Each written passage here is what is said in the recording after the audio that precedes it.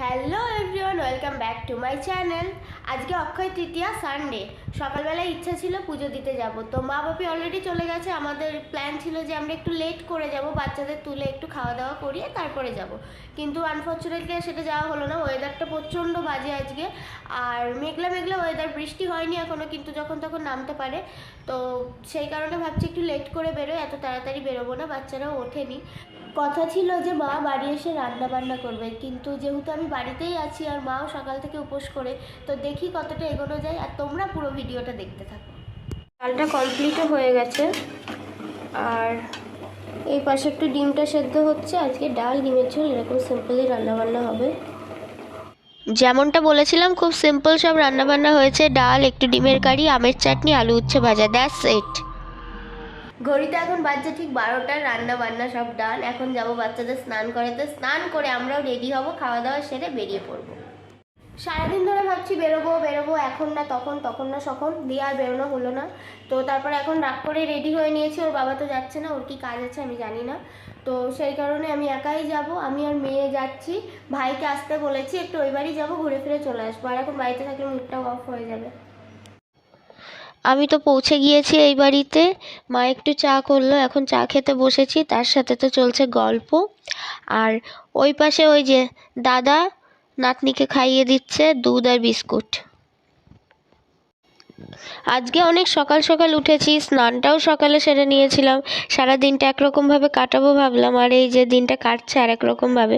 তবে ঠিক আছে, এটাও ভালোই হলো, ভগবান যা করে ভালোর জন্যই করে, এত আফসোস করে লাভ নেই। বাবা মার সঙ্গে দেখা হলো, নিজের বাড়িতে গেলাম, একটু বসে গল্প গুজব করলাম, ঠিকই আছে সব।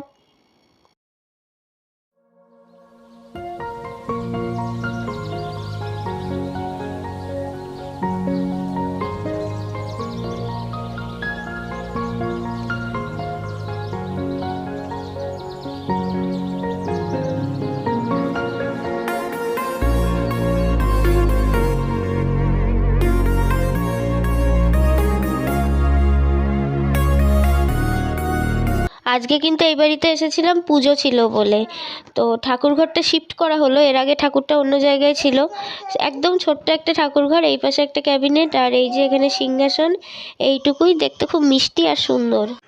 ঘরে এখন এই ধুনা দেওয়া হয়েছে বলে সব এরকম আবছা আবছা দেখাচ্ছে। এবার তো পালা পেট পুজোর। এই যে এই গজাটা না আগে মিষ্টির দোকানে পাওয়া যেত, এখন আর সেইভাবে চোখে দেখা যায় না। পেলাম, অল্প একটু খাই, পুরো একখানা খাওয়ার ক্ষমতা আমার নেই।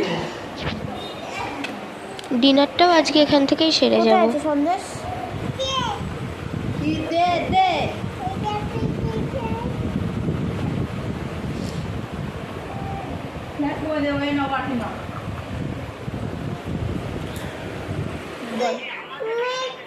আমার আমার ভিডিও দেখিস?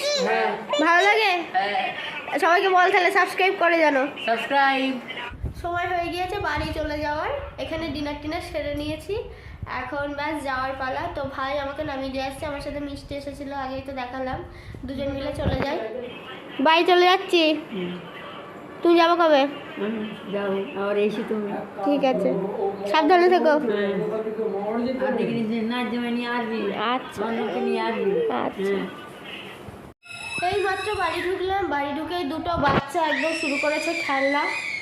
তো ওরা চিল্লামিল্লি করছে পেছনে। আর এই যে যার জন্য ক্যামেরাটা অন করলাম, এই ব্যাগটা এখন নিয়ে আসলাম। এটা মা আমাকে গিফট করেছে, গিয়ে দেখছি এটা কিনে রেখে দিয়েছে। সুন্দর দেখতে, আমার তো ভীষণ পছন্দ হয়েছে। যে কোনো ট্র্যাডিশনাল লুকের সাথে কিন্তু এই ব্যাগটা দারুণ যাবে। ভিডিওটা শেষ করব পার্সেলটা আনবক্সিং করে। এটা সকালেই চলে এসেছিল।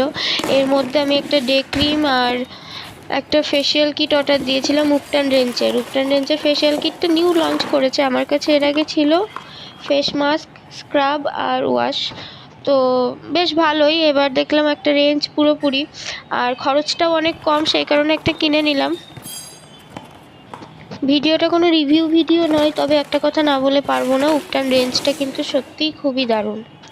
ভিডিওটা আজকে এই পর্যন্তই ছিল। যদি ভালো লেগে থাকে তাহলে একটা লাইক করে দিও, আর পারলে চ্যানেলটাকে সাবস্ক্রাইব করে যেও। Thanks for watching.